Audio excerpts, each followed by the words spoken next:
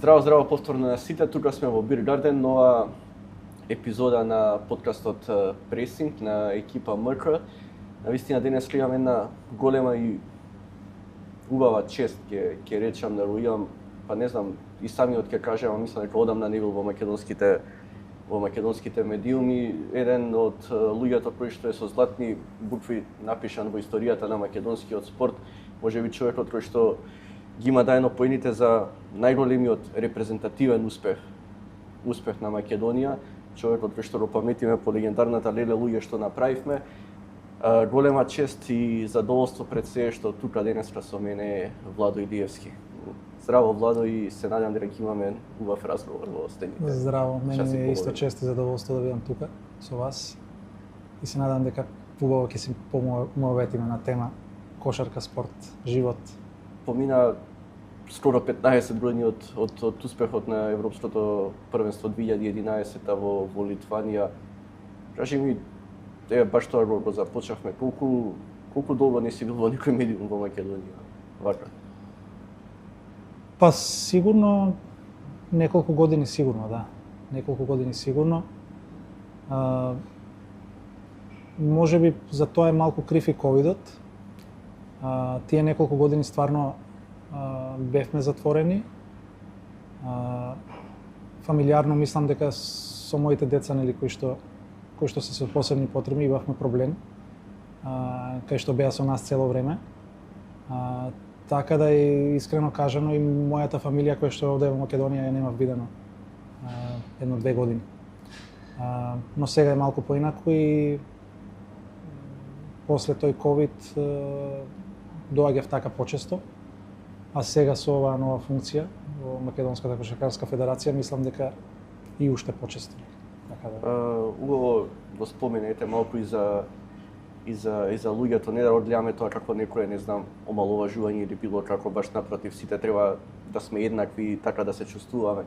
Како е целата, ајде надвор од спортот, убаво ја почне мисијата, целата таа борба и во ковидот тој период со дечиња кои што им треба вашата помош цело време, тоа најна страна кажано жртва што ја правите и вие, но и тие во тие некои моменти за луѓето кои што се соочуваат со слични проблеми во животот како и ти, како се наоѓа таа дополнителна енергија да се избориш да имаат пред се нормално и убаво детство.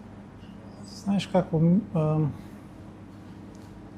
сватив една работа дека родителите за своите деца ќе направат се.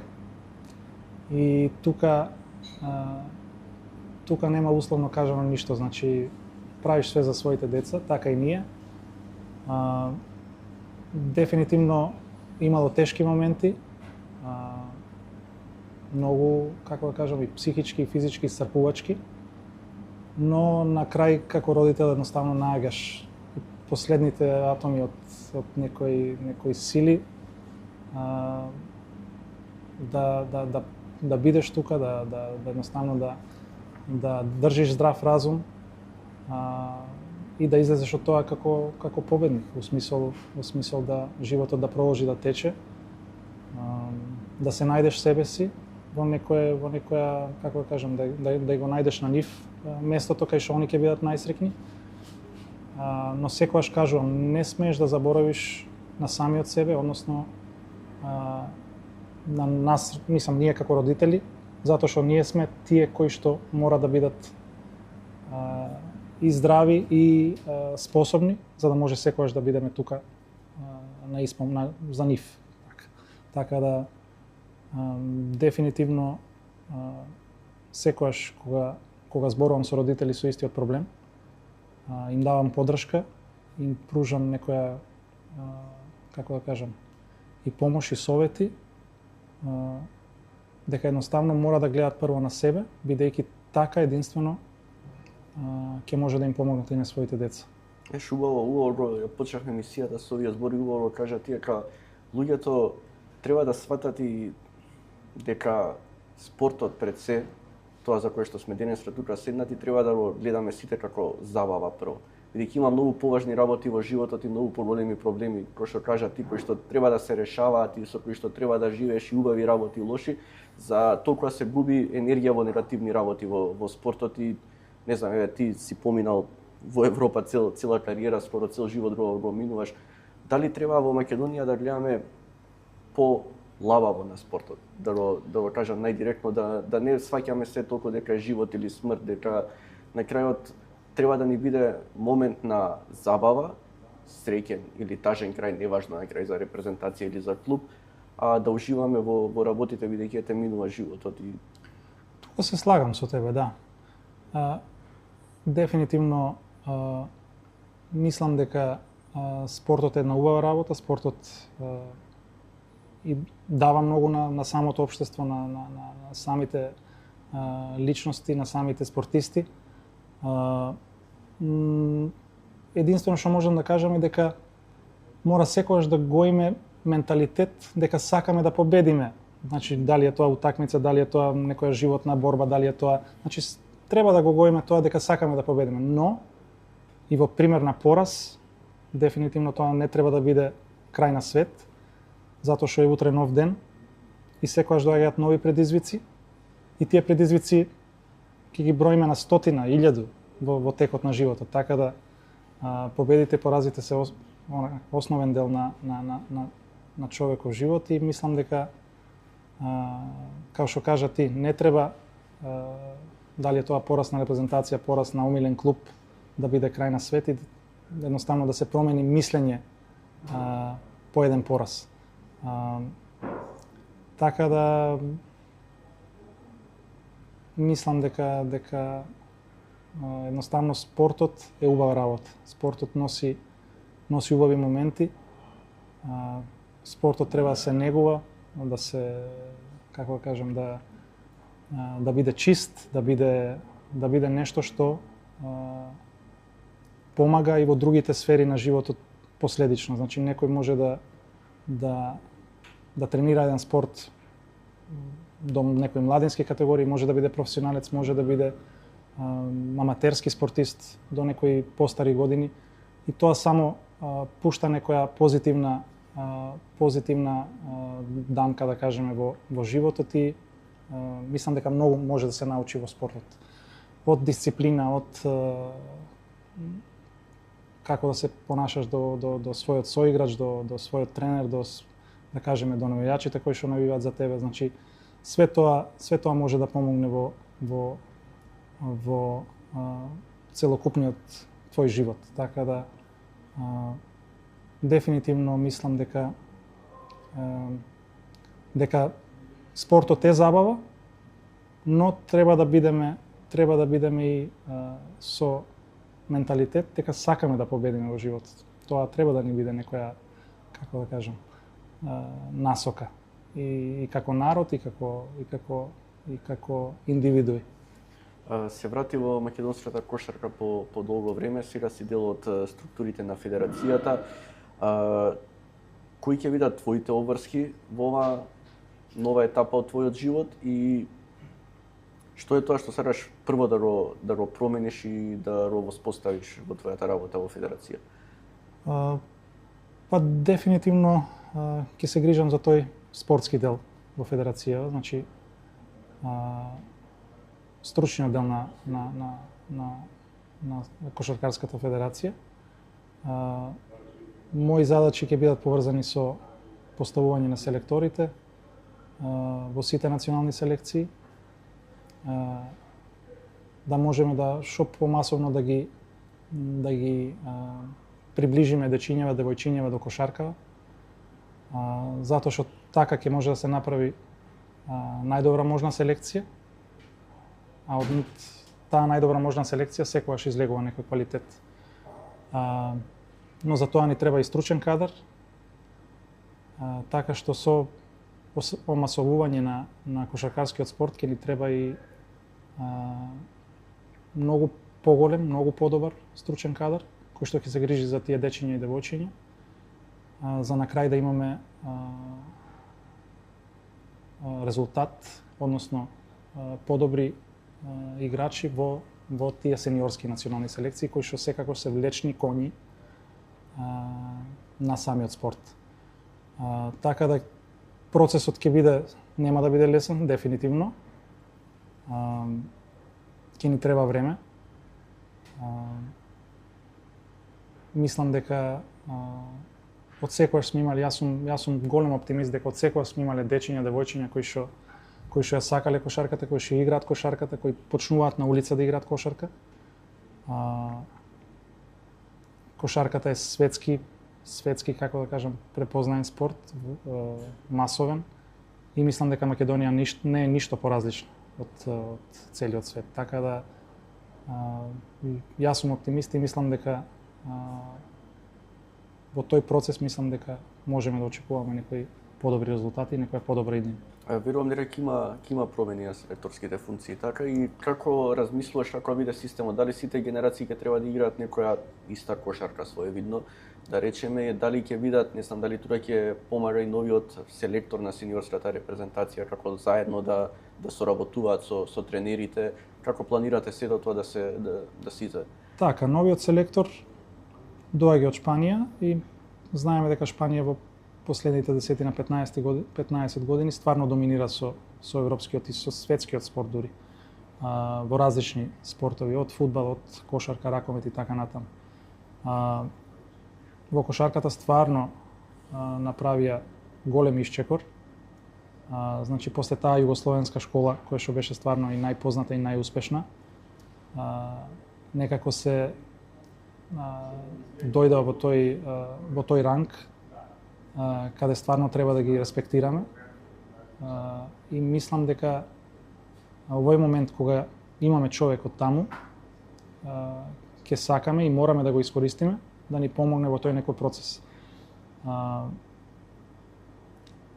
Морам да кажам дека тој има работено и во таа школа на Хувентуд од Бадалона, која што е многу позната по тоа дека многу играчи не само од Шпанија, туку и од Европа и од светот.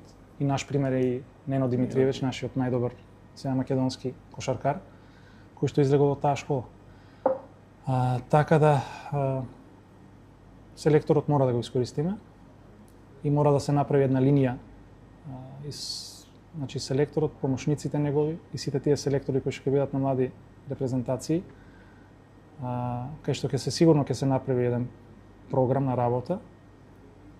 И секако дека тој програм нема да биде ист, затоа што сите старосни категории си бараат своји некои, како да кажам, начини како се игра кошарка на 14, на 15, 16, 18 години и така натаму. Така да, значи сакаме да ја направиме таа некоја пирамида која што ќе води до самата сениорска селекција. И мислам дека сме на добар пат да го направиме тоа. И секако дека многу битна работа, луѓето кои што ќе бидат поставени, да имаат време, ресурси, да може тоа да го добро да го изработат. Значи не може да очекуваме, како што кажа Преска, не може да очекуваме, значи од денес на утре огромни резултати. Односно не може да биде еден неуспех причина да не веруваме во тој процес. Се врати во македонската кошарка, полека но силно ги запознаеш убаво детално сите работи што се случуваат. Како си задоволен или ќе прашам незадоволен од моменталната состојба на македонската кошарка и каде погрешивме сите од она четврто место 2011-та кошарката да ни спадне на предквалификации за големите надпреварувања со репрезентации кои што без навреда за никого, но навистина треба да бидат репрезентации кои што ретко ќе се среќаваме со ниво некои квалификации. Па дефинитивно кошарката, нема да кажам само во Македонија. Мислам дека и во Европа паѓа веќе неколку години. За разлика од фудбалот кој што кажам дека расте од година во година. Еден од проблемите секако Америка, нарочито во последните години, и отварање на тој, како да кажеме, веќе професионализам во тие коледж екипи, кои што може веќе да ги плаќаат играчиве, што значи дека квалитетот кој што и ние го ствараме овде, некако оди во Америка во последно време. Што значи тоа за нас? Тоа значи дека голем број на постари играчи, на играчи надвор од Европа, доаѓаат да играат во Европа и едноставно останува на тоа дека многу тешко млад играч да добие прилика во сениорските екипи. И секако доаѓа до некое разочарување во тој поглед. Дефинитивно мора да се свртиме на тие млади категории, мора да се свртиме на таа транзиција од младинска во сениорска конкуренција, мора да препознаеме кој дете заслужува прилика, мора да бидеме храбри во тој процес, некогаш да истрпиме, као што некогаш нас не трпеле тренерите со грешки, со потези кои што не биле на ниво во тој поглед во кошарката, нели? Ама мислам дека е крајно време да се освестиме дека децата си одат од Европа и со причина си одат од Европа бидејќи полесно е да добиеш прилика моментално во Америка на коледж, него во Европа во било кој ранг на екипа. Ние тргаме од себе ете Македонија пат на кошарката и сеќе на ако гледаме убаво кажа ти во цела Европа. Кој е проблемот на дали поделеноста меѓу ФИБА и Евролигата, дали тој затворен систем на Евролигата кај што најбогатите играат меѓу себе само, нема некако делува дека ако си не знам 11, 10, ако обстанеш во македонско првенство ти можеш да пријавиш настап во европски куп, не знам, ФИБА Еврокуп или било што. Се губи тука квалитетот бидејќи може било кој да игра Европа, а потоа сете знаеме во Македонија и со ваучери, со сети го ставаш тоа едно квалификацијско коло во ФИБА Еврокуп, ако изгубиш, ако изиграш и ако изгубиш, ти автоматски добиваш пари од државата бидејќи играш таа Европа. Колку и тоа систематски проблемот со кошарката во Европа бидејќи гледаме навистина трети, четврти ешалон кошаркари од НБА доаѓаат тука се главни кошаркари во клубовите во. Се слагам. Па јас тоа исто како што кажа упорно го повторувам. Проблемите на европската кошарка почнаа со разделбата на Евролигата со ФИБА. И од тука натаму мислам дека се оди низврдо. И е веќе 20 на години, уствари јас бев сведок, односно и го играв и првиот некој турнир, улеп турнир тогаш се викаше, и тој беше во Лјубљана, кога првиот пат бев во тогашна Унион Олимпија. И од тогаш, работите одат низврдо и едноставно не застануваат. Едноставно не може да го закочиме тој процес и да го свртиме во друга насока. Мислам дека самиот пример, така што кажа, тоа е надпреварувачкиот систем кој што постои во фудбалот и кој што со години расте во гледаност, во финансиска некоја добивка и така натаму, е многу малку сменет во последните, не знам, 20 на години. Кај нас во Европа, во европската кошарка, ми се чини дека секоја година имаме различни и купови и екипи кои што се пријави, како што кажат, и кој што ќе биде 10-то место и може да пријави екипа и на основа на тоа да, како да кажам, и да добие некоја субвенција дали од држава, дали, а не заслужил со својата прошла сезона и со местото кој што го заземал на табелата. Така да тие некои вредности се толку испомешани што едноставно мислам дека клубовите ја губат таа некоја визија, стратегија што е најдобро да се прави. Така, него едноставно ми се чини дека е борба за преживување. Како да преживееш на тој европски кошаркарски простор? Како најдобро да се, како да кажам, да се снајдеш за да, како да кажам, да само да пливаш, а да не потонеш. А тоа не е правиот начин. Не е правиот начин.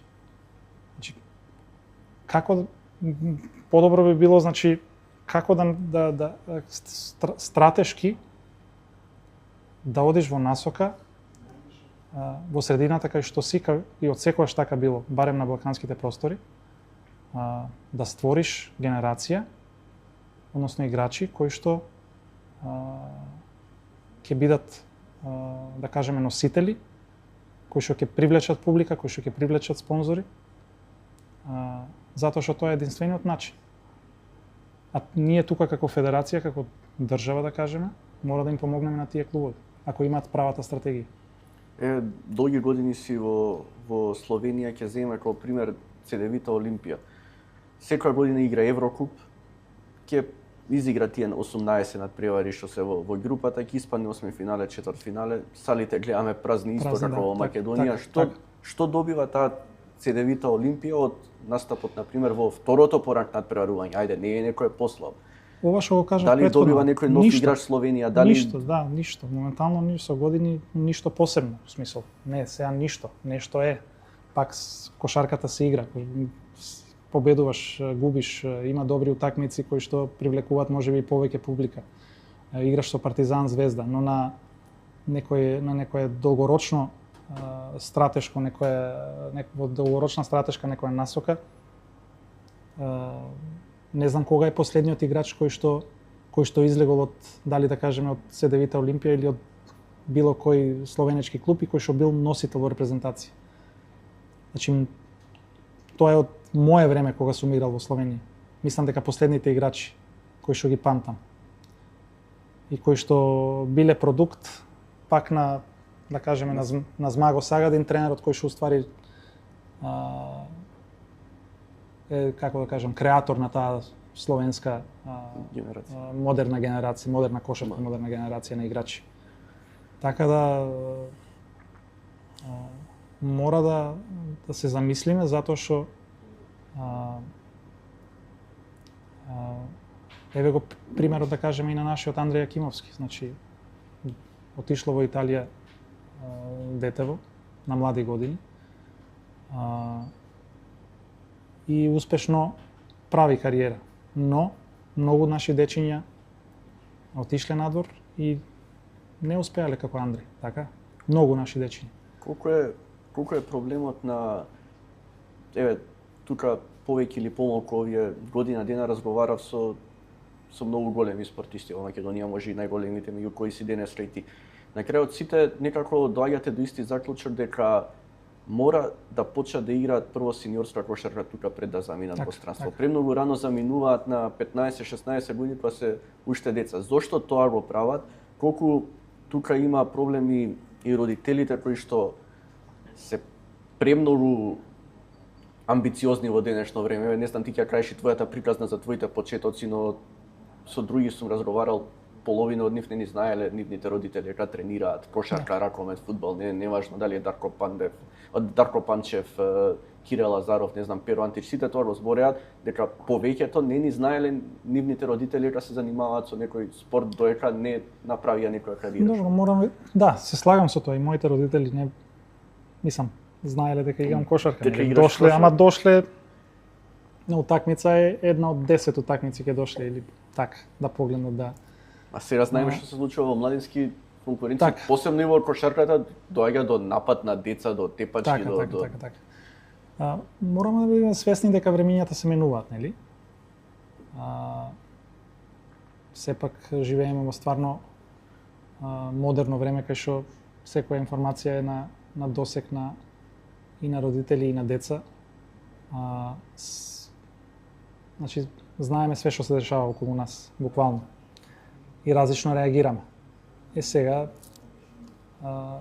се створи нешто што никој не го сака. Значи, сите мислиме дека нашите деца се најдобри и дека треба да играат и дека треба да потпишуваат големи професионални договори и така натаму. Но не знаат дека патот до тоа е многу трновит и многу, како да кажам, тежок. Така да мислам дека на крајот краиштата мислам дека самото дете со помош секако на стручни лица, односно на тренерите, самото си го гради својот пат. Значи некојаш родителите може и да ти помогнат, може и да ти одмогнат,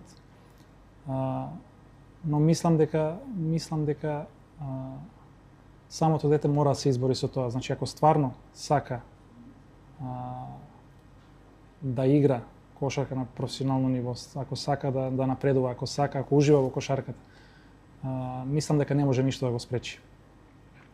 Колку е важно младите спортисти и кошаркарите навреме да се тргнат од родителите. Многу пати се покажувало, имаме и светски примери, не знам, Новак Џоковиќ, па и Лука Дончич до негде сега.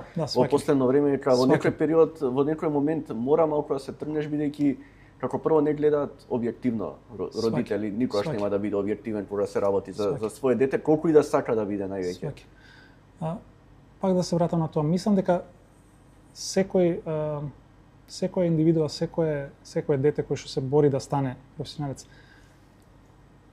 ако е стварно фокусирано и ако стварно има амбиција, ќе го најде патот. И тоа што претходно што го кажавме. Многу е битно да останат што подолго во домашна средина, додека не дојдат до некое ниво, кај што стварно и ние, да кажеме, и јас како некоја сега стручно лице, федерација, ќе препознаеме дека тоа дете или тој како да кажам играч кој што го имаме, го преминал ова ниво на играње кошарка и дека му треба некое повисоко ниво и заедно сите да му помогнеме да ја најде правата средина. Има ли можност моментално во Македонија да напредуваш, пошто ете вашите времиња, пак мора да бидем искрени, многу поквалитетна кошарка се играше. Дали може сега младо дете на 17-18 години како прво да добие добра шанса во нашата лига, а и во овој систем на надпревари во кој што 6 месеци играш 22 надпревари, ја не знам каде на друго место во светот во кошарка да се игра толку малку надпревари се игра во тој период. Сваќам јас и двојни регистрации и сено, колку ако првата лига не е квалитетна, може он квалитет некој да добие во втора лига и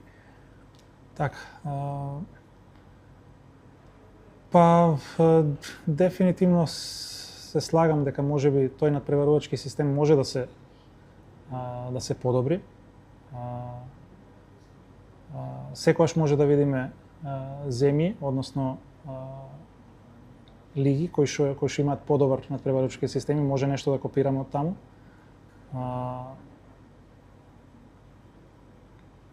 Децава едноставно мора да тренираат квалитетно. Мора да играат утакмици, се слагам. Мора да биде сето тоа на некој ниво. Во последниве неколку години дефинитивно ние како Македонија тоа го немаме. Мислам дека и на Балканот е тоа голем проблем. Значи струката е голем проблем. Значи тука мора да се вратиме на тие корени. Да едуцираме тренери, да им дадеме прилика, да имаат ментори, ако треба и од странство. Затоа што тоа е единствен начин да ги задржиме тука и да самите да видат и дечињава да видат и родителите дека овде има некоја смисла да се остане до моментот до кога сите ние ќе видиме дека тоа дете го поминало нивото на македонската кошарка и дека треба да иде надвор. Ми се допаѓа тоа што кажа, пошто еден од ретките си што јавно размислува така и што го кажува тоа, сите зборат треба таленти да се стварат, федерацијата знаеме сите дека кошаркар или не знам спортиста стануваш во клубот.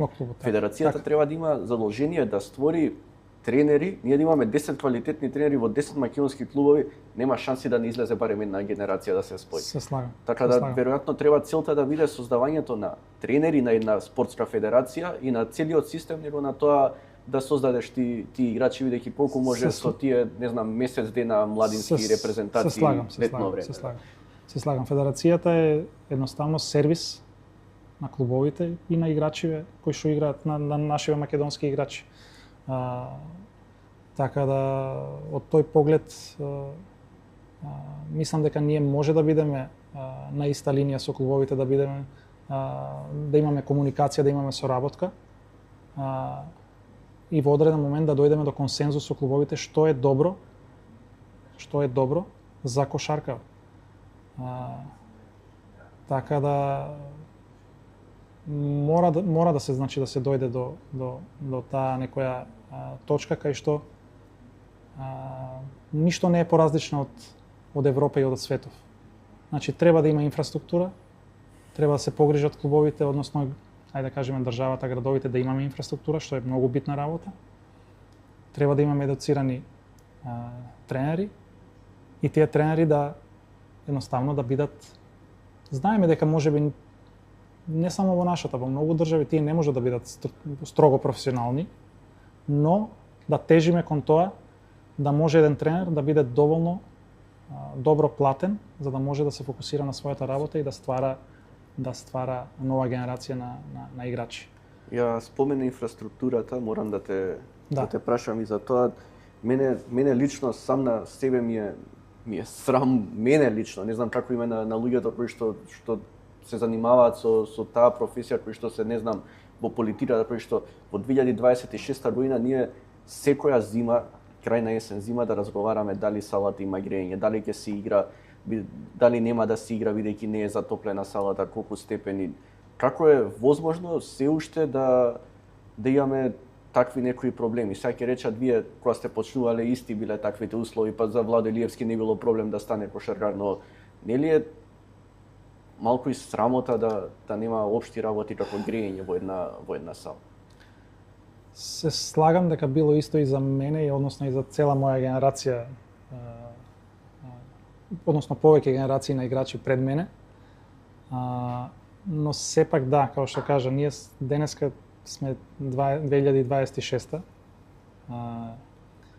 и многу полесно играчите се развиваат во другите европски земји, кај што инфраструктурата е на некое подобро ниво.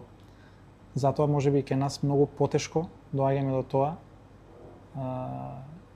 играчите да достигнат некое добро ниво кај што може да се надпреваруваат, да кажеме, во тие професионални лиги. Тоа е голем проблем. Значи, ако некој во Европа во добра инфраструктура може да тренира без проблем 2 сати, бидејќи салата е топла, овде најверојатно самиот тренер мора да пази дека во салата е ладно и дека не сме да ги држи играчите, да кажеме 2 сати, него ќе ги држи сат и 15 минути. Што е веќе минус за самиот играч кој што треба да работи, така што повише. Нарешто кога е млад, кога е помлад. Значи тука е тој маневарски простор каде што играчот се развива, има доволно, како да кажам, капацитет да може да тренира малку повеќе. Кога се веќе постари, како да кажам, кога си веќе постар и играш на некое професионално ниво, ти само го одржуваш тоа што си го стварал, да кажеме, од 15 до 20 години, така, во тој смисол. Така да, дефинитивно, ќе мора да, како држава ќе мора да направиме нешто во тој поглед. Колку проблем во Македонија моментално во кошарката и своевидно мрзеливост така и дел од кошаркарите. Некако многу лесно се задоволуваат со статусот кој го имаат тука во македонската кошарка, во прва лига, и едноставно се задоволуваат со тоа што го имаат и самите не гледаат некој напредок. Не знам, јас ретко има кошаркари кои што во Македонија остануваат после тренинзи, работат индивидуално, ние знаеме NBA играчите какви шутерски тренинзи имаат, еден реален 4 сати пред надпревар секогаш доаѓал пред и многу такви примери има. Каде се губи тоа? Дали монотоноста во која што е западната целата кошарка доведу и до тоа ти да си задоволен со тоа што го имаш, колку можам да заработам до крај на кариера, бидејќи не трае многу. Можно, ама пак ќе се вратам. Инфраструктурата, тренерите и самиот клуб, самиот менаџмент на клубот, самата визија и стратегија. Сето тоа играчот го осеќа, го гледа, го практицира на терен. Значи многу е битно целата стратешка некоја поврзаност, самиот играч да осеќа дека е во во клуб кој што има тренер на високо ниво, кој што има некоја стратегија каде оди клубот, и мислам дека играчот се менува во текот на времето. Значи, ако он бил мрзелив, да кажеме, со 15, тоа може многу лесно да се смени и да едноставно да види дека со работа, односно со самата средина која што го обкружува, ќе свати дека само со работа ќе дојде до некој ниво кој што ќе му донесе, како да кажам, некоја финансиска стабилност и сигурност во текот на животот. На крајот од краиштата ние сите, нели, ја сакаме кошарката, но на крај таа е наша професионална работа во еден момент. Така да колку повеќе сме обкружени со квалитетни луѓе околу нас, како што кажав, и квалитетна инфраструктура, мислам дека толку повеќе, тоа што го кажа зборот монотон, не станува више монотон. Значи, ако дојде тренер кој што има стварно и визија и знаење, тој не го прави тренингот монотон. Не е едно те исто секој ден, така? Бара од играчот многу повеќе, затоа што и он како тренер се, како да кажам, се едуцирал да биде нешто повеќе од другите. Така да сето тоа едно со друго мислам дека е многу поврзано. Менаџментот во клубот, кој што дава порака, јасна порака и до клубот, до играчи, до екипа, до самата екипа, до тренерот, дека работи на тоа да ги направи сите можни најдобри услови, затоа што сака тој клуб да биде некој пример во градот, во државата и така натаму, да привлече публика. Значи, сето тоа мислам дека е едно со друго поврзано. И многу битно за самите, нели, играчи кои што се дел од тој клуб, да видат дека едноставно ќе ги поттикне и на повеќе работа и на некоја поголема амбиција. Мислам дека тоа во текот на животот се менува. Не е, значи, ако сме неамбициозни, мислам, недоволно амбициозни, дека тоа не може да се промени, да бидеме одеднаш повеќе амбициозни и да сакаме повеќе од себе. Значи, некои работи ги запознаваме во текот на самиот процес на стварање на стварање на кариера, нели, во тој смисла. Почнуваш многу рано со кошарката како млад, во периодот кога навистина пейзажни имиња имаа македонските клубови во Македонија, почнуваш во Неметали Ограштен. Какви беа почетоците на Владо Илиевски во кошарката, како Владо Илиевски ја засера кошарката и како стана тоа што е денес? Па морам да кажам дека како млад стварно сите спортови ги сакав. Сите спортови, значи почнав со фудбал на улица. Тоа е мојата прва љубов, фудбалот. Подоцна дојде кошарката, подоцна дојде одбојката, но прв официјален спорт ми беше карате. Така, со другарчиња од улица, прв спорт на кој што се запишав беше карате. После тоа мислам дека бев во школскиот тим, школскиот одбојкарски тим, па во фудбалскиот тим, во Беласица ми се чини, неколку тренинзи, кај што малку се разочарав, и веќе брат ми имаше почнато со сериозно тренирање на кошарка, така да и јас некако по негови стапки отидов во кошарка, но во другиот клуб, тој беше тогаш во вториот клуб кој што играше, Македонија 91, мислам дека се викаше клубот. Отидов во другиот клуб во Неметали Огражден и некако се створи таа уште поголема љубов него што имав до кошарката пред тоа. Кога свати дека можеш кошарката да биде тоа што ќе го одбележи твојот живот и професионално дека ќе се занимаваш со неа? Па мислам дека љубовта до кошарката толку брзо растеше во мене, што едноставно ми стана обсесија и секако и таа генерација која што имав на соиграчи поред мене, мислам дека таа некоја надпреварување измеѓу себе кој ќе биде подобар и така натаму створи до тоа да изберам кошарката како нешто кое што би сакал да го работам, нели, да го практицирам до кога ќе можам, до кога ќе ме држи, нели, телото. Така да едноставно веќе после првата година знаев дека е тоа, првата година тренирање. Ама пак ќе се вратам. Значи таа селекција на играчи, соиграчи кои што ги имав и тренерите кои што ми биле на почеток, се тоа ми дало клубот кој што играл, нели, во прва лига, кај што била и полна сала и така натаму. Едноставно сето тоа те движи кон тоа да ти стане обсесија. И тоа е она што го зборев претходно. Значи се мора да се некако да се поклопи, да биде поврзано едно со друго, за да може тоа нешто што го работиш да ти стане обсесија. Значи сите тие играчи што играле во Неметали во Огражден на нас ни биле идоли. Затоа што ги гледаш секој ден, ги гледаш секоја утакмица. Подоцна почнаш да гледаш, значи, играчите од другите екипи во лига. И затоа таа домашна средина е многу битна.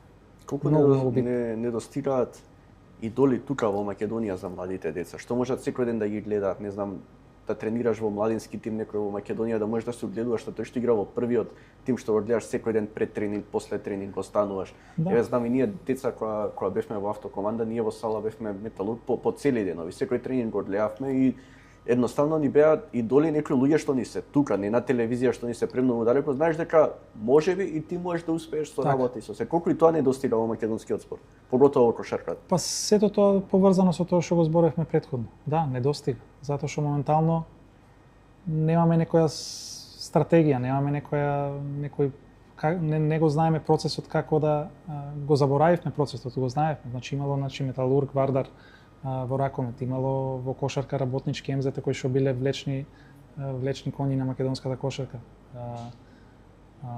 Во другите спортови така натаму.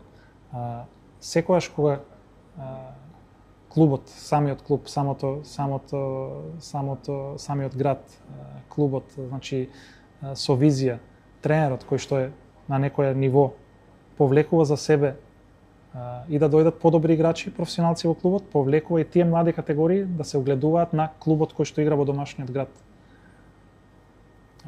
Многу е тешко дете од Струмица да го гледа само работнички МЗТ на телевизија и да сака да биде кошаркар, а кога нема во својата домашна средина квалитетен тренинг, квалитетен тренер, квалитетен тим кој што може да го гледа и да сонуваш што може да биде еден ден. Еден ден да заигри он во така. Така да ќе мора да бидеме многу тука и како држава прво, многу свесни за тоа дека стварно треба да возможиме добри услови за самиот спорт. Тоа е прво и основно. Значи пак ќе се вратиме, таа инфраструктура е прво и основно. Значи да практицираме спорт, мора да имаме каде да го практицираме. Ако го немаме тоа, ако декември, јануари, февруари салите се ладни, ќе ни биде многу потешко. Зошто? Затоа што некој декември, јануари и февруари тренира по 2 пати на ден во одредени, нели, клубови, држави и така натаму. И веќе со години ствараат огромна предност, а во денешно време тоа е веќе многу тешко да се стигне. Значи во наше време да, сум тренирал јас на 0 степени, на минус. Да, ама тренирале и во некои други земји, некои слични услови, не било голема разлика. Точно, не било толку голема колку што е денеска во 2026. Што може да биде денеска. Млад заминуваш во Партизан во Белград. Како помина целата твоја авантура, не знам кој играч од тие искусните веќе во тој период те прифати најдобро и како помина цел тој период ти во Белград со бомбардирањето на НАТО, со сето тоа, дали колку остана таму, кога се врати во Македонија, што се случуваше цел тој период и дали го памтиш поубаво целата авантура или можеби не баш така најубав дел од твојата кариера? Да. Партизан секогаш ми е, односно Белград, Србија. Мислам дека сме братски земји, тоа стои, тоа не може никој да го промени. Бев прифатен многу убаво од сите мои соиграчи од клубот.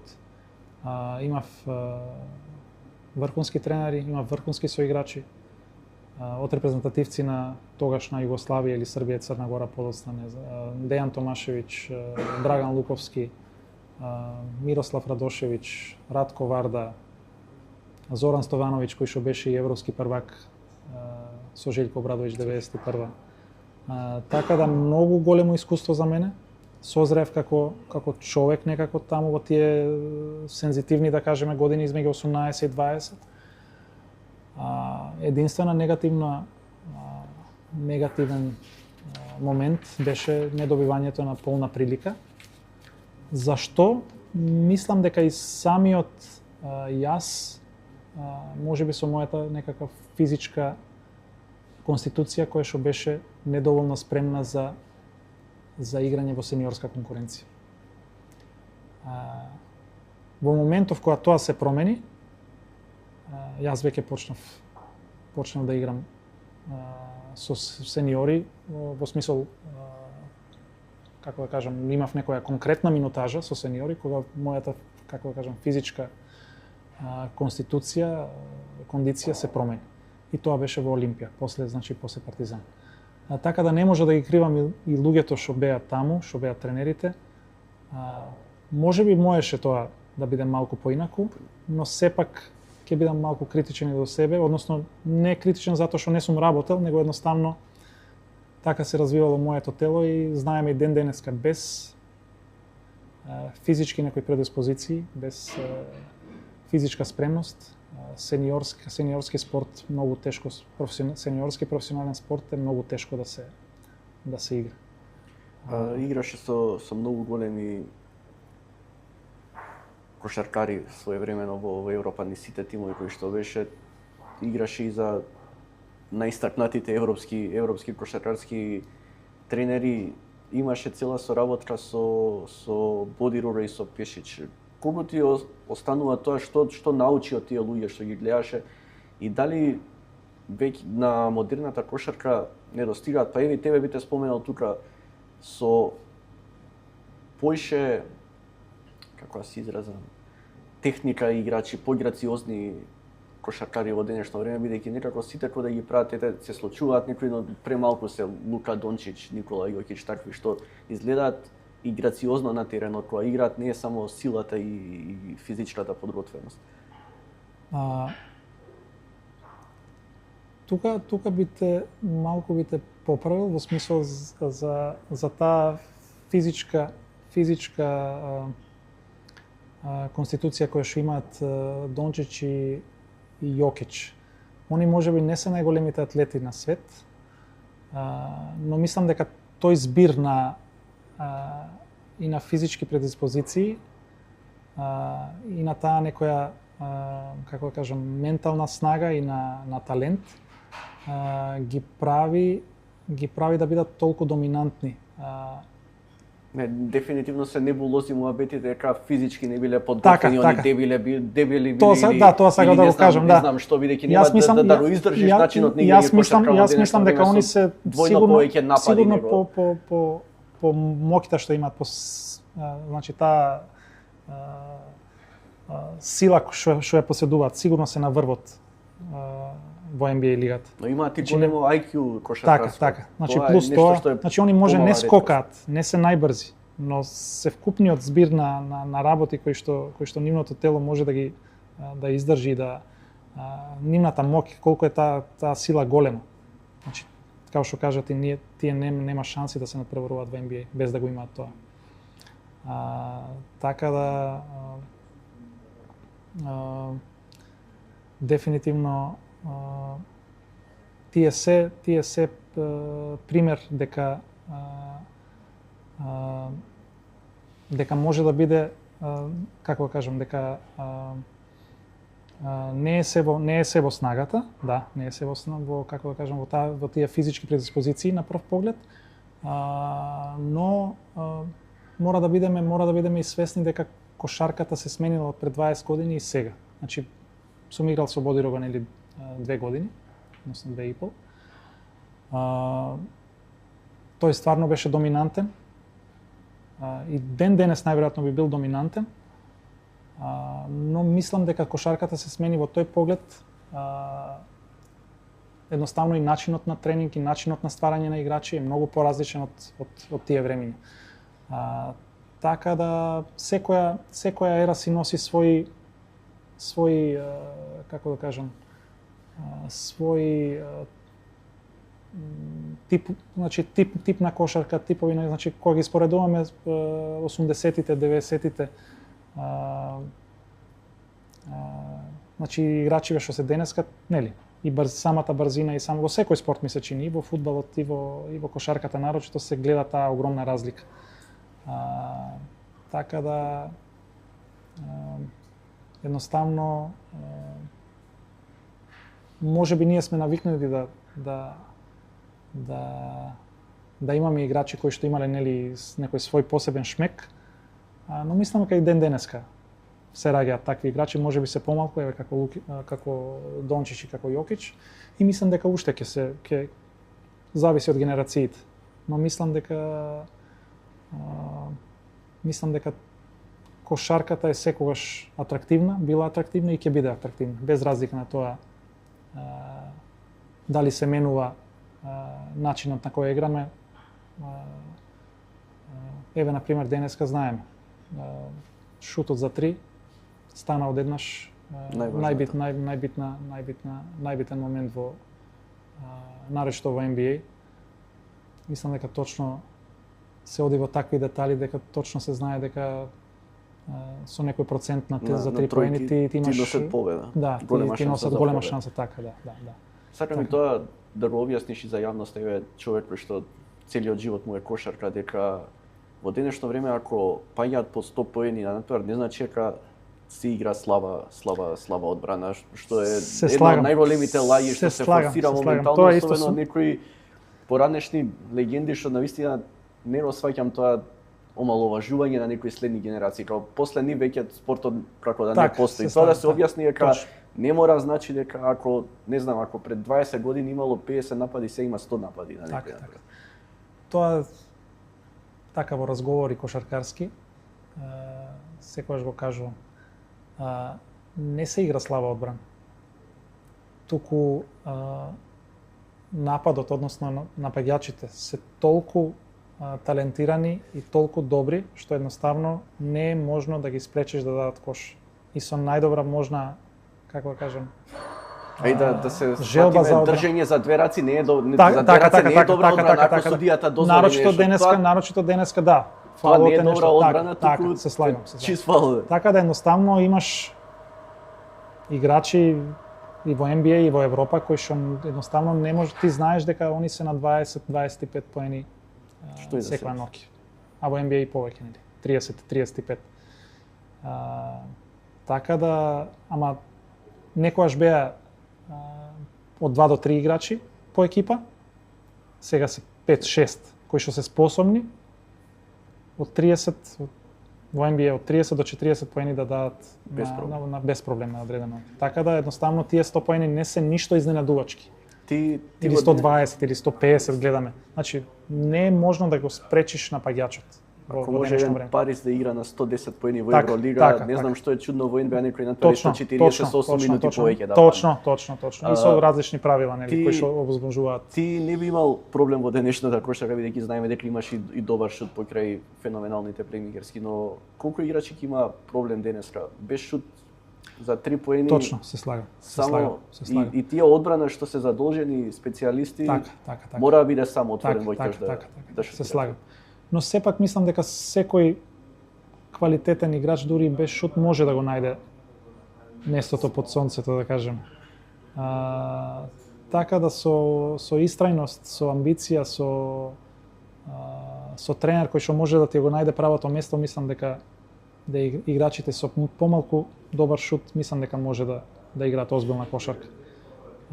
Но дефинитивно големите договори, големите екипи, нели секогаш бараат играчи кои што можат, нели, во секој одреден момент кога ќе останат сами да го казнат противникот, така да тие се на поголема цена. Нарочито во кошаркава денешна, кај што кажа шутот за 3, односно самиот шут прави го огромна разлика.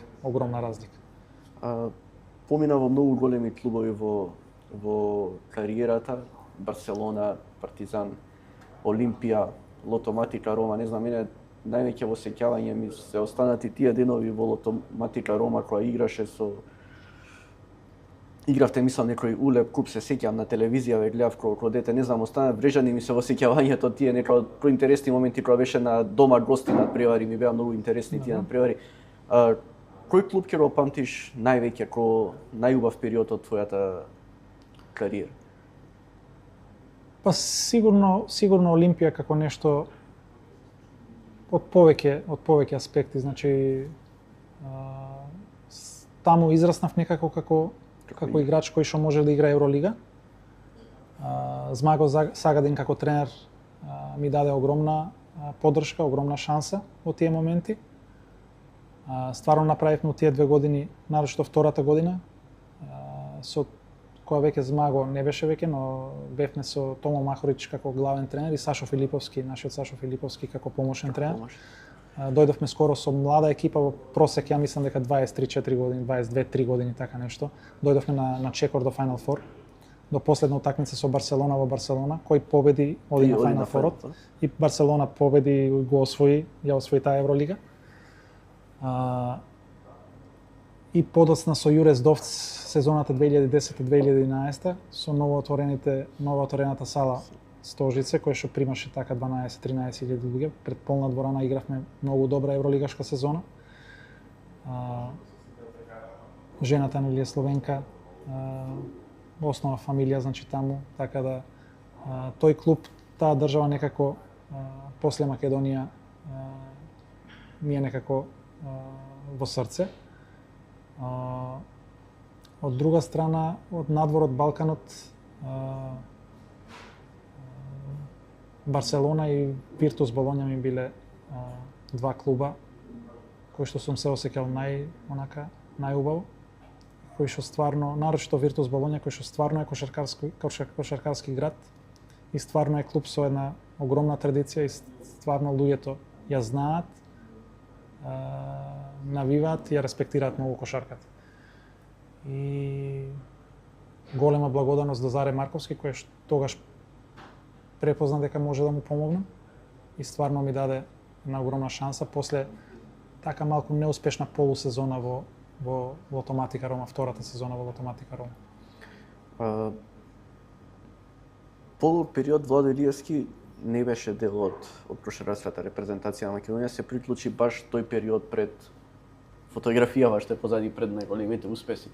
Како успеа тогашното раководство да те врати таму кај што треба да бидеш и да се создаде една кохезија на цел тој тим кој што, да не се лажеме, бевте тим. Игравте секој за секој и се гледаше дека на сила не доаѓавте во тој период во репрезентацијата. Како успеа целото раководство на КФМ во тој период да те врати во репрезентацијата? Бидејќи знаеме што се поминуваше тој период со забрана за играње, со можна суспензија од ФИБА, циркузи милиони во македонската кошарка. Нема да идеме многу во детали, но само ќе кажам дека 2009 европското и 2010 ги пропуштив поради 2009, значи ја оперирав ногата. Левата задња, левиот заден тој мускул. И имав огромни проблеми во текот на сезоната, кај што 2 пати имав и руптура на мускул кога се вратив и така натаму. И 2010 квалификациите исто ги пропуштив затоа што едноставно тоа беше толку сезона со повреди, морав да се спремам за таа следна сезона, морав да го припремам телото за следна сезона, што можеби за јавноста е нели неразбирливо, бидејќи како Добре, можел да и игра одма на се крај, отворат како милион може како можел да шпекулации игра тоа. на крај на сезона, а не може сега летово да игра. Но јас самиот знам дека би си направил голем проблем за продолжување на кариерата.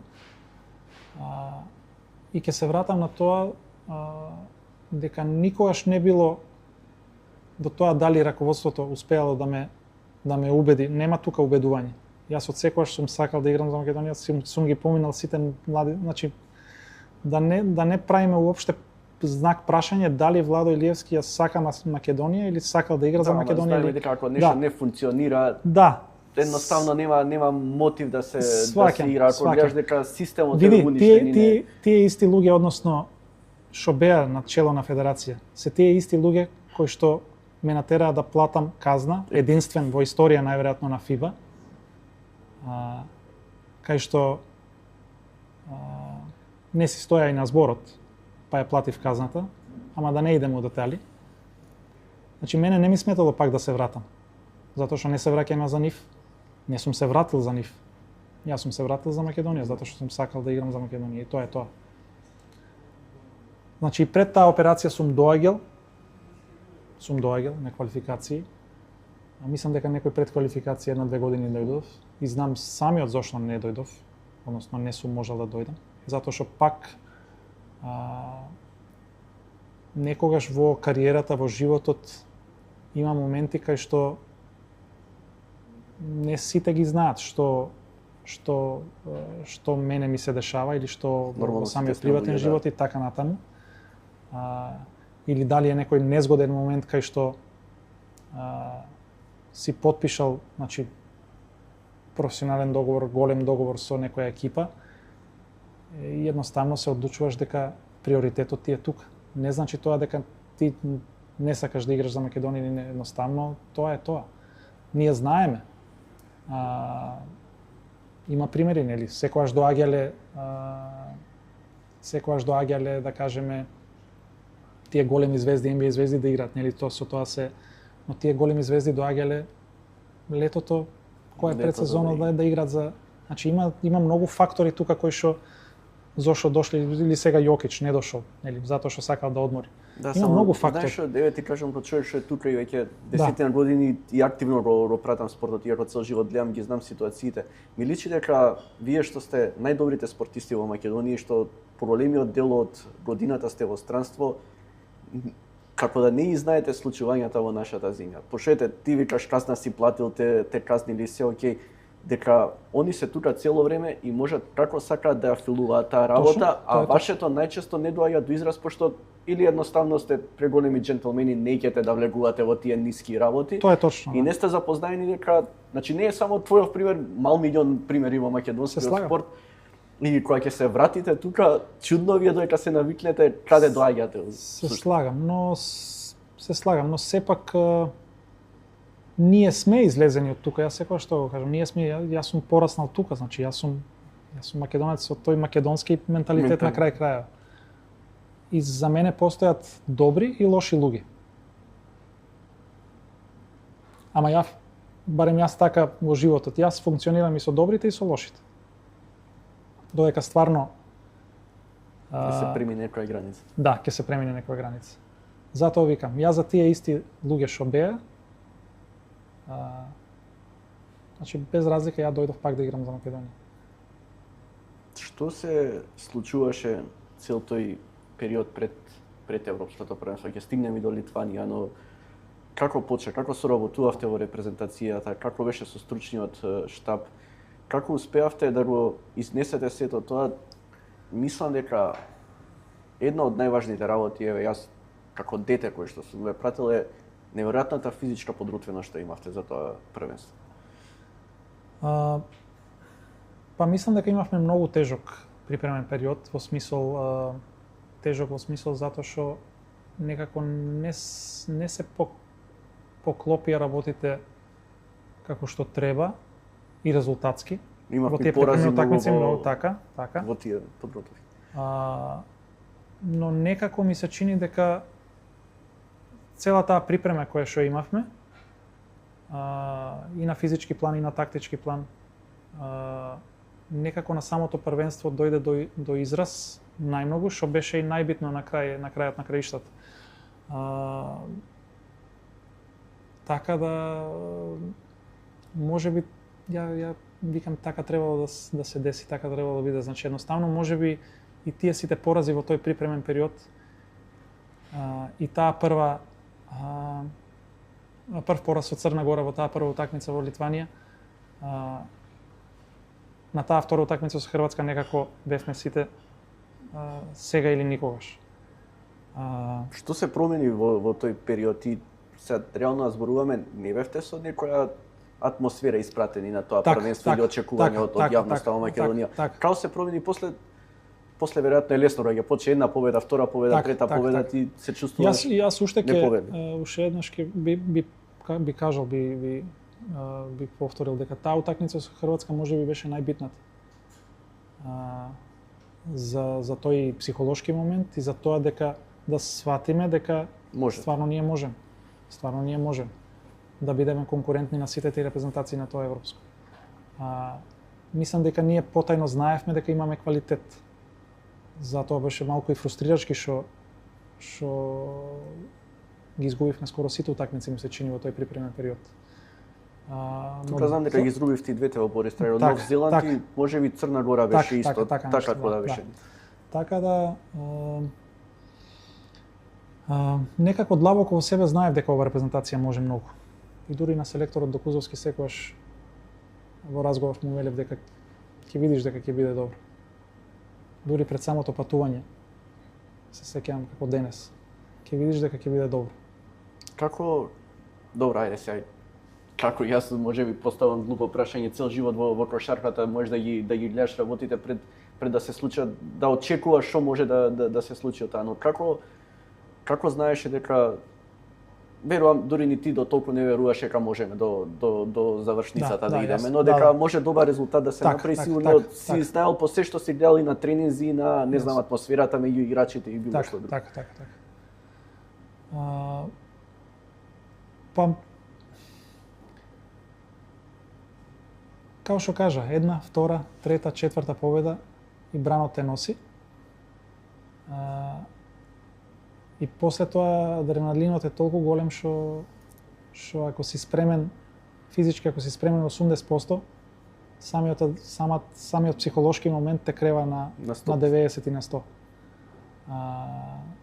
Тоа се моменти кои што само во такви ситуации мислам дека спортист може да ги осети. И некако сите ние играчиве мислам дека ја заграбивме таа прилика, осетивме дека можеме. Значи не е дека се исплашивме од моментот. Затоа што таа генерација растела десетина години и повеќе заедно. Така да ништо не беше случајно, ништо не беше, значи сето тоа некако се поклопи во тој момент. И како што кажав, бевме храбри, не се уплашивме од тој момент и едноставно мислам дека ни се врати со голем резултат. Морам па да признаам дека обратно се деси на следното првенство во Словенија. Искрено толку бев исто уверен дека може пак нешто да направиме. Затоа што бевме за 2 години поискусни и некако на зенитот на нашите кариери и тој припремен период, за разлика од прошлот, едноставно бевме стварно спремни да направиме нешто, значи пак некој изненадување. Тогаш ја победивме Литванија тука или беше претходно пред квалификациите за Олимпијада? Во полна сала, која беше во еден кој им даде тројки на крај, мислам. Да, мислам дека пред квалификациите. Пред квалификациите беше тоа. Мислам дека во тој припремен период пред Словенија исто победивме многу репрезентации. Мислам дека и Грчка ја победивме онака со Спанулис, со сите тие добри играчи што беа во тоа време. Папа Николаев и така натаму, не знам кој се беше. И стварно пак утакмицата со Црна Гора, само сега мислам дека стварно делуваше многу разочарувачки за нас. И тука психолошки едноставно не успеавме да се дигнеме. Значи привлечењето на мрежичката. Така. И стварно ми е многу жал. а после ја победивме една велја сила Србија во истата група. Во истата група. Значи имавме, ја мислам дека имавме можност да направиме пак сличен резултат, да кажем. И многу ми е жал за тоа првенство. Ќе разговараме и за тоа каде погрешивме, ќе се изразам, но можеш ли да откриеш што се случуваше денот пред надпреварот и денот на надпреварот пред четвртфиналето со Литванија? Како се подготвувавте? Има ли некоја интересна анегдота што се случила во тој период, нешто интересно што се уште не е откриено после толку години? За време на надпреварот, кога свативте за време на надпреварот дека луѓе можеме да ги добиеме овде тука сред Литванија? Морам да признам, за анегдоти ќе мора да бидат моите соиграчи од тоа време таму, бидејќи имаат многу подобра меморија од мене. Но мислам дека самата припрема на утакмицата, самото некако самата атмосфера. Никогаш не кажавме дека ние сме тотални аутсайдери. Никогаш не размислувавме така. Така да мислам дека бевме спремни за борба со нив. Секако тие беа фаворити, но издржавме машки цела утакмица и таму полна сала, 15.000 луѓе и така натаму. Така да заслужено. Мислам дека стварно игравме перфектна кошарка. И на сите некои позиции, значи сите 12 играчи што беа, си имаше секој своја улога. И стварно функциониравме без прекор. И мислам дека и со стручниот штаб имавме некоја конекција кај што точно знаевме значи на нивните совети, тактички некои замисли ги спроведувавме на терен без прекор. Така да едноставно стварно функциониравме како една целина. И тоа се види на терен, Нарошто со Литванија и после дури и со Шпанија и со Русија, но имавме малку, нели, Тоше Гечевски се повреди, ни фалеше, значи еден играч од ротација кој што за нас беше како да кажам, некоја во добар ден чисти 10-15 поени сигурно. Така. Што мислам дека и психолошки беше многу битен за нашата репрезентација. Сите тоа разберете дека он бил еден од таа генерација, дека бил еден од најважните за да бидете како тим плюс, за забава, за дофрлање, за нешто интересно да се случува. Сите мислам дека сите на свој начин беа има улога во креирање на таа атмосфера. Но имаше нели луѓе кои што поише, како да кажам, имаат таа енергија за стварање на таа атмосфера, има луѓе како јас кои што сум поповлечен, така. Но функциониравме безпрекорно, значи Тоше, Перо, они се и онака се малку, како да кажам, гласни, така да. Малку пои. Тоа е да. А колку е битно да има еден Владо Илиевски од цела таква ситуација што може некад буквално да нагази на топката, да смири малце, да разумот да биде така, од затоа велам дека се си имаше свое во таа екипа. Дури може да кажам дека Бо Мекеле беше најмирен од сите. Значи убедливо најмирен од сите. И одлично се вклопи во тоа што не сакаше да покаже дека он е, како да кажам, некој кој што ствари беше и наш најдобар стрелец на турниров и во петорка на првенство и така натаму, значи он беше нашата некаква звезда во таа екипа, но никогаш со ниту еден потез не покаже дека он нешто над нас. Така да стварно одлично се вклопи. И мислам дека уживаше со нас. Тоа е најбитно. Стрелец си на најважниот кош гол, било што ќе кажам, во независноста на Македонија, да те прашувам што размислуваш и дали размислуваше нешто во тој момент, ќе се лажем инвајца, така едноставно нема во таква ситуација автоматски зимаш, шутираш тоа што ти е врежано во себе. Како го прослави, сите го слушнавме тоа, леле луѓе што направивме, на вистина на крајот не ти се веруваше дека успеавме да стигнеме до полу. Колку и да си верувал во тоа. Точно е тоа, да, точно е тоа. Колку да верувавме, да, кога беше реалност, некако не удри во глава дека стварно успеавме кошаркарска велесила во тој момент, односно и во самата историја на кошарката, Литванија е стварно кошаркарска велесила. Да успееме на нивни терен да изненадиме, односно они беа проектирани како освојувачи на сигурно на една од медалите, така да тие зборови само одразуваат стварно одразуваат моменталниот, значи тој момент го одразуваат тој момент, така да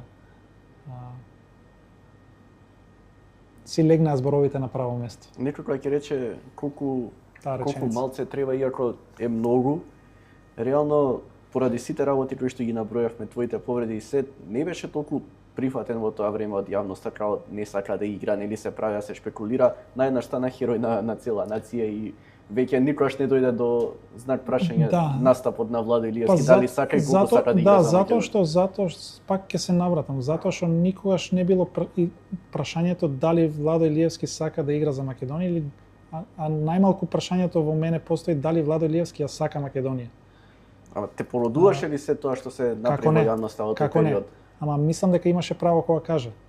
Се прави некоја слика во јавноста и повеќе пати сум се јавил на луѓе и сум прашал, ама зошто е ова напишано овака?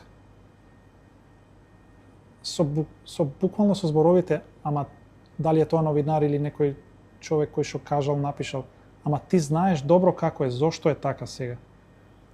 И одговорот е само, ама знаеш. И сум се борел со тоа, во смисол, нели, самиот со себе, во смисол, не самиот со себе, самиот со таа ситуација. И сум верувал секогаш дека, како да кажам, не вистината ќе излезе на видело, туку ќе си дојде се на своје место. Си на своје место, на крајот си дојде Владо Илиевски, секогаш ќе остане запишан, сакале да го признаат тоа некој или не сака да го признаат.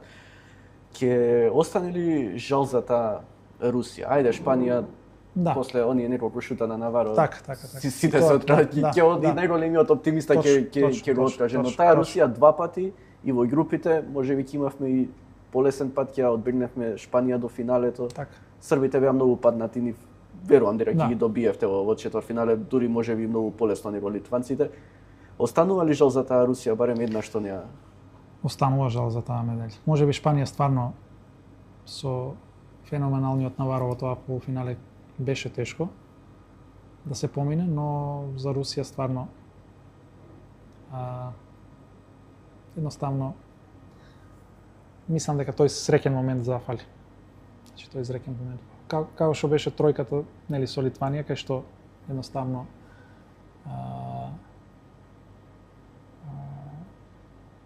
имавме, ајде да кажам, малку среќа, значи секогаш мора да имаш малку среќа да се погоди да изгубат топката, нели, го фатија скокот, ја изгубија топката, Војдан ја украде и така натаму. Сега овде на оваа утакмица мислам дека и со кошот кој што го даде, мислам дека Сергеј Биков преку мене и тоа, така малку чуден шут, тежок шут, кој што мислев добро го чувам. И после до тоа Дамјан беше така што промашал. Така да едноставно тоа е што е. Многумина од твојата генерација... Ама штета што за медал. Вела дека сте имали информации што се случува во Македонија, клима еуфорија, ама дека она што се случи кога дојдовте никој не го очекувал дека толку ќе биде така. Дури мислам дека моментот кој што ми кажа дека како било после Литванија во сите македонски градови, не на доаѓањето. Дека тој момент после Литванија е нешто што јас би сакал да го доживеам.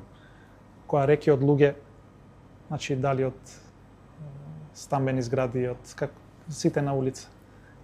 Тоа требало да се доживее. Тоа би сакал да го доживеам. Затоа што пречекот е сепак организиран, така? А ова е неорганизиран. И тоа од луѓе кои што ми кажуваат, значи буквално цела Македонија сите на улица. Значи онака спонтан. И да е организиран пречекот е, ќе ти кажам лично моје искуство, не бев некој од децата кои што многу сакаа во училиште и тој период и многу пати така со родителите, тој понеделник не ми направија никаков проблем што не отидов во училиште, така да тоа е доволно се од аеродром па се до тука до плоштадот. Стварно ја сплотивме државата, ми се чини, во тие неколку денови, недели, колку што траеше и првенството и после тоа навраќањето. И тоа се моменти кои што за сите нас кои што сме биле дали учесници, дали сведоци на тоа, кои што ќе останат за цел живот и покажуваат на сите следни генерации дека и Македонија како мала држава може. Да. И не само ние, мислам дека сите наши спортисти кои што или репрезентативни селекции или индивидуи спортисти кои што настапуваат во дали во Македонија во екипи, не знам, Вардар беше европски шампион. Кометал Ѓорче Петров европски шампион. Значи сме имале сите наши репрезентативци играчи кои што играле во странство и кои што освојувале трофеи. Значи сето тоа е само показател дека имаме дечиња, девојчиња кои што утре може да по нашите стапки да одат и да ја прават горда Македонија. Морам да те прашам каде погрешивме во квалификациите за летните олимписки игри. Што беше тоа што ни недостигаше на тој турнир? Имавме надпреварот во наши раце, не успеавме на крајот. Не отидовме, останува ли жал и за тоа што не отидовте како репрезентација на Олимпијада? Да, останува жал. Останува жал. Знаете како, не можам да кривам никого. Едноставно работите се десија како што се десија. Секогаш имало и кима несогласувања во смисол како треба да се постават работите, како треба да се. Сега во тие моменти мислам дека кој ќе биде селектор, кој ќе бидат играчите, како ќе се прават припремите, кај ќе се идат. Значи сето тоа е нешто што, како да кажам, не е дефинирано 100% како ќе. Значи секогаш доаѓаат и во сами промени, може визијата била со еден селектор, па после дошол друг, па некој се повредил од играчите, па не може да дојде. Така да не можам да кажам дека сега сме погрешиле нешто со намера, дали раководството, дали ние играчите. Тоа е што е, мислам, сакавме да направиме секаде кај што сме биле, сме сакале да направиме резултат. Секогаш мислам дека ни било, барем таа генерација која што ја поминав и предходно со постарите, значи од времето на 99-та кога бев во 12, значи кога беше Пеце Наумовски лидер. Од после тоа кога Врбица беше лидер, па после нашата генерација. Значи секогаш сме го имале тоа, како да кажам, и патриотско чувство и дека играме за Македонија, дека сакаме да ја направиме Македонија среќна, горда на нас, така да не можеме да кажеме, знаеш, не можам да фрлам дамка на никој. Едноставно сите сме внатре заедно и сите по никој со намера не направил нешто лошо, ми се чини. На крајот да поразговараме што ќе биде целта и ќе рече дека си завршил успешна работа, кога за 2-3 години би седнале и исто би разговарале за сето тоа што сега ти е работа во федерацијата и за Добро прашање. И дали можеме да одиме на Евробаскет 2029? 3 Добро години прашање, затоа што тоа го мислам дека така го размислувам и значи на едно дете, ако му помогнеме да направи интернационална успешна кариера, да како да кажам, да биде успешен као многу наши спортисти што биле, и да биде некој кој што после 10 години, 15 ќе дојде на овие позиции кај што сме ние сега и да не наследи нас, мислам дека сме направиле голема работа. Сепак сме држава која што нема голем број на жители. Сепак сме држава која што ја нема, како што кажавме, ја нема таа инфраструктура што имаат поголем дел од светот, нели? И мислам дека мора да направиме све што е во наша моќ да им покажеме на сите што се, нели, сега пример со кошарката, дека може да се дојде до ниво и од Македонија, кај што ќе бидеш релевантен и во европски и светски услови. Значи, ние тоа го докажавме. Баш го докажавме. Значи, сите знае дека Македонија има добра кошарка. И зошто да не уште еднаш.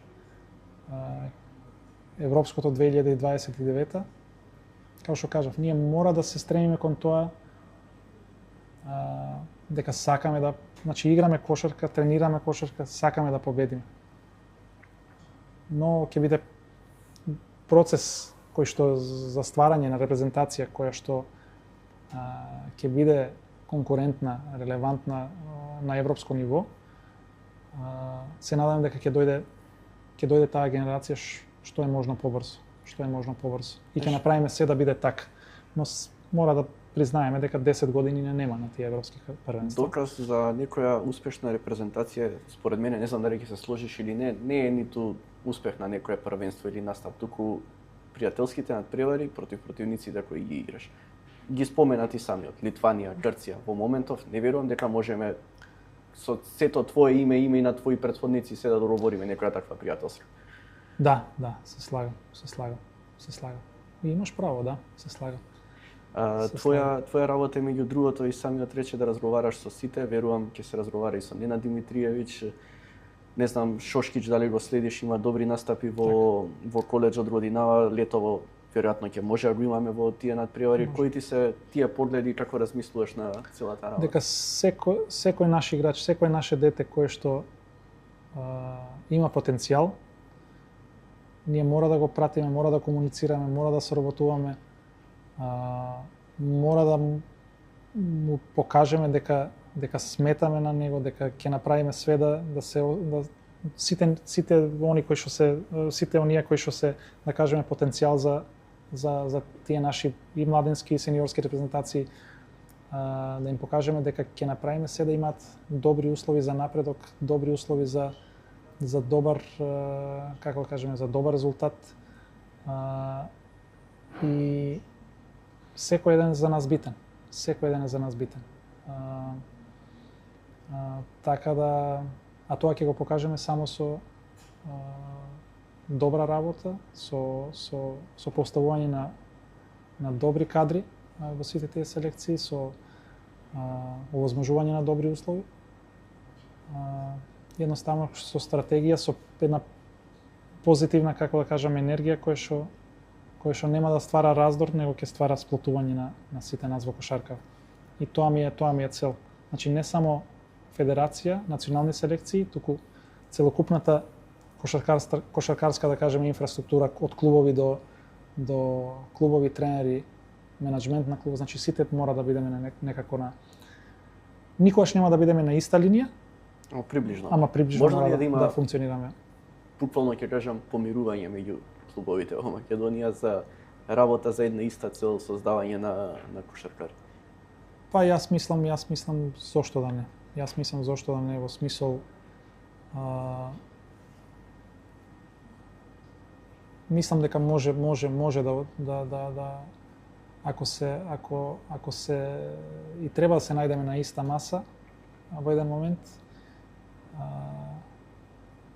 едноставно да ставиме сите забелешки, сите предлози на една маса и од тоа да го избереме најдоброто. Не во буквален или збор, ама со тек на времето мислам дека дека ќе избереме и ние како федерација и они како клубови ќе избереме еден сегмент на предлози на кои што се од круцијално значење за развој на македонската кошарка. И мислам дека нема да биде од денес на утре. Тоа дефинитивно нема да биде од денес на утре. Затоа што нити јас, нити било кој може да знае дека односно да каже дека знае све како функционира во кошарката, што е најдобро за Македонија, што е најдобро за нашите тренери. Повеќе мислења, повеќе луѓе кои што сакаат добро на кошарката, секогаш се добродојдени и секогаш сум спремен на соработка и мислам дека тоа е единствениот пат. Затоа што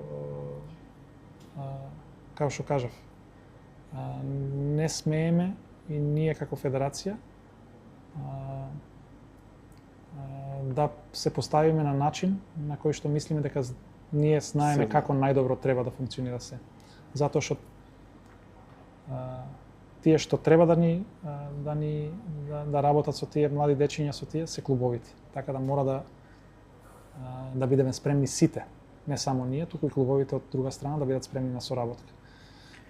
И на комуникација, и на добра комуникација. Тоа е најбитно. Ти благодарам многу за гостувањето.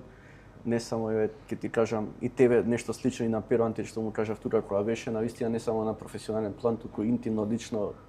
Навистина ти благодарам за ова и ми значи ова интервју во животот, бидејќи бевте луѓе кои што целата моја генерација растеше со вас, израсна и созреа, станавме луѓе. Ти посакувам многу среќа во функцијата која што извршуваш во Кошаркарската федерација на Македонија, многу среќа и на репрезентацијата и на престојните надпревари во предквалификациите. Ти посакувам и среќа и здравје и лично во животот и се надевам дека ќе се видиме повторно и ќе разговараме. Ти благодарам од срце, ми беше задоволство и чест да разговарам со тебе и се надевам дека во иднина ќе повториме така.